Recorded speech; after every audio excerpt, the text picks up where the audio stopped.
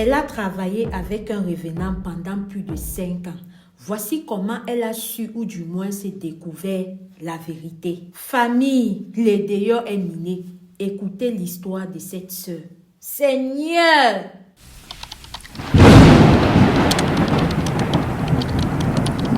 J'ai travaillé avec un revenant pendant plus de 5 années. Un soir, lors d'une sortie, je rencontre une de mes amies d'enfance. Pendant qu'on échangeait, elle me demande ce que je fais actuellement. Je lui fais comprendre que pour le moment, je ne fais rien. Et quand je lui repose la question, elle me dit qu'elle travaille dans une quincaillerie. Je lui dis, on ne sait jamais. Si un jour vous avez besoin de personnes, faudrait me faire signe. Elle me dit, actuellement même, nous avons besoin des gens. Vu que certains de mes collègues sont partis et d'autres sont décédés. Elle me demande de faire mon dossier et de venir avec. Ce que je fais, quand j'arrive, nous allons vers le monsieur qui s'occupe de cela. Elle me présente au monsieur. Elle dit au monsieur, c'est ma sœur. Le monsieur prend mon dossier, il jette un coup d'œil, il me dit, je resterai bien étudier ton dossier, je vais vous faire signe. Quelques semaines après, le monsieur me rappelle, je fais part à ma copine d'enfance que j'ai été appelée. Elle me dit, c'est une bonne chose. Quand j'arrive là-bas, le monsieur me pose quelques questions et tout. Nous discutons du salaire. Et il me dit, je te rappelle. Et puis il me rappelle effectivement. J'arrive, il me confie la caisse. Et c'est comme ça que je commence à travailler. J'ai fait près de 6 mois, 5 à 6 mois, sans jamais échanger avec le grand patron. Mais on me payait normalement, tout allait bien, le travail avançait. Ce n'est que pendant les fêtes que le grand patron, nous avons pu échanger, puisque pendant ces fêtes, il faisait une enveloppe pour ses employés, un buffet, et il était présent. Il essayait de changer avec nous. Donc c'est comme ça que j'ai pu échanger avec le grand patron. Et le travail a continué tout naturellement, tout allait bien. Mais pendant les 5 années que j'ai passées dans cette entreprise, nous avons perdu 7 de nos collègues. Et certains collègues démissionnaient. Ce qui fait que l'entreprise reculait tout le temps. Tout le temps, l'entreprise reculait. À ce moment-là, le patron a commencé à se montrer très proche de nous. Ce qui fait que quand un collègue avait un souci en famille et qu'il allait vers lui pour le lui soumettre, il le résolvait sans toutefois vous dire je vais vous donner et que on va couper machin. Non, il le faisait naturellement et il le faisait comme ça pour plusieurs. Ce qui fait que quand tu avais un problème et que tu réussissais à aller déjà le soumettre, ton problème était résolu. La société fonctionnait très bien. Nous avons des clients de partout. Le patron aussi nous félicitait. Entre-temps, je me suis mariée Et il m'a beaucoup soutenue financièrement pendant mon mariage. Après mon mariage, je l'ai fait part que je devais partir, vu que mon mari ne vivait pas dans la même ville que moi. Et il a été beaucoup dérangé. Tout le monde, que ce soit mes collègues, mon patron, tous étaient dérangés.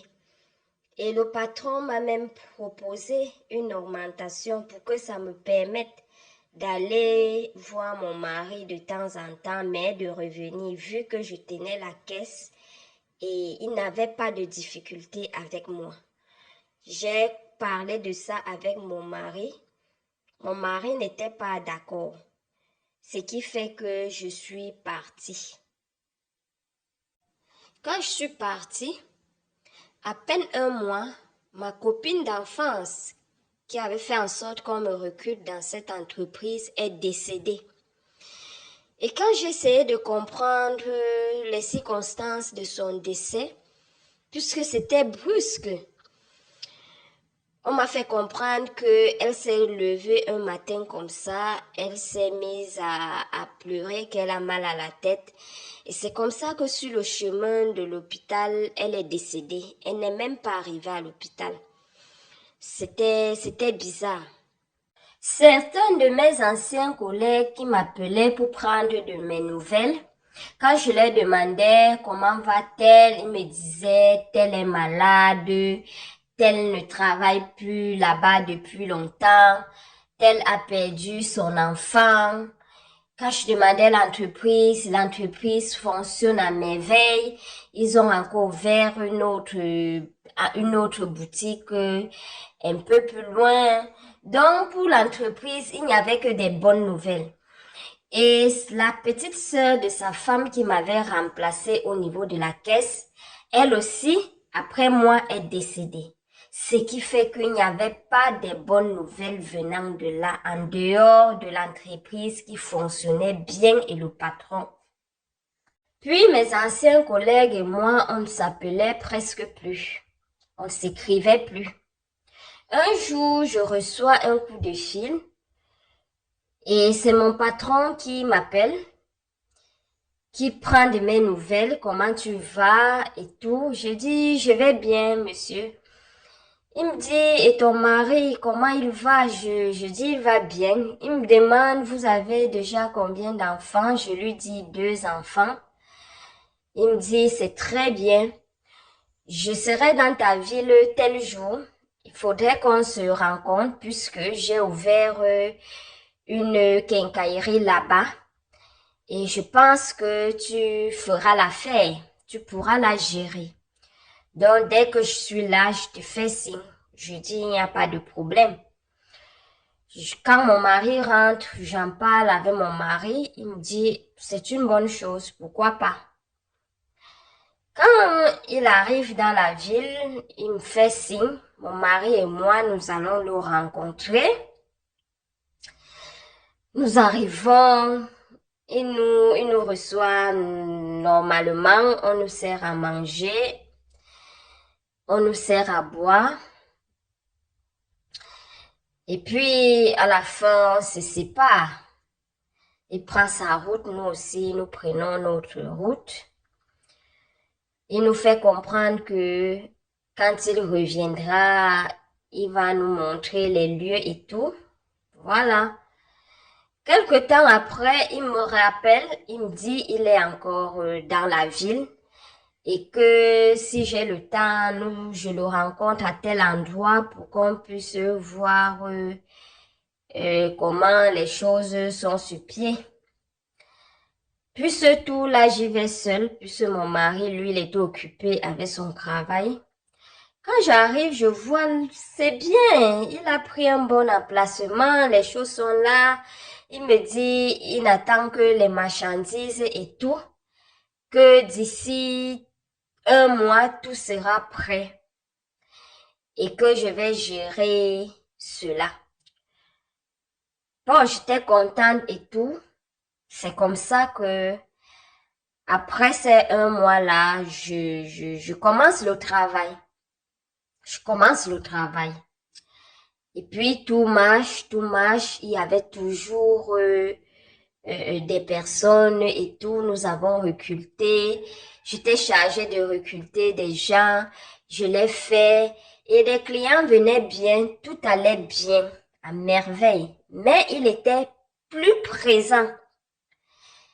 Ce qui fait qu'il était là et il nous disait de temps en temps, je remonte là où tu connais, retrouver la famille. Je vais pas vous donner le nom de sa ville ici parce que beaucoup le reconnaîtront. Tout allait bien jusqu'au jour que mon mari avait perdu un membre de sa famille. Je me rendais au deuil, sur place au village. Je tombe sur un ancien de nos clients où je travaillais auparavant, qui me demande, tu es où maintenant? Je lui dis, je suis dans telle ville. Il me dit, les choses vont bien là-bas et tout, et tout. Je dis, oui, tout va bien. Il me dit, sauf que est-ce que j'avais appris le décès de mon patron? Je lui demande quel patron? Il me dit, là où tu travaillais. Je lui dis non, comment ça il est décédé? Puisque dans la ville où je suis actuellement, ça ne fait pas longtemps, il a ouvert une nouvelle quincaillerie là-bas. Et c'est même où je travaille jusqu'à présent. J'ai seulement laissé le travail pour me rendre à ce deuil-ci. Il me dit, qu'est-ce que tu me dis comme ça? Je lui dis oui. Il me dit, mais non, sache qu'il est décédé. J'étais perdue, je ne croyais même pas. Je me suis dit qu'il confondait. Après, donc, je reviens vers lui. Je reviens encore vers lui. Je lui dis, mais tu parles même de quel patron? Il me dit, où tu travaillais? Et puis, tu es parti. Après toi, sa sœur qui a pris, la sœur de sa femme qui a pris la caisse après toi était aussi décédée. Et même tel, il parle là de ma copine mon amie d'enfance qui m'avait fait entrer dans cette entreprise. Même elle aussi, tu avais appris son décès. Je dis oui. C'est où je m'en rends compte que nous parlons de la même personne. Il me confirme que non, mais il est décédé. Moi, je suis étonnée de l'apprendre.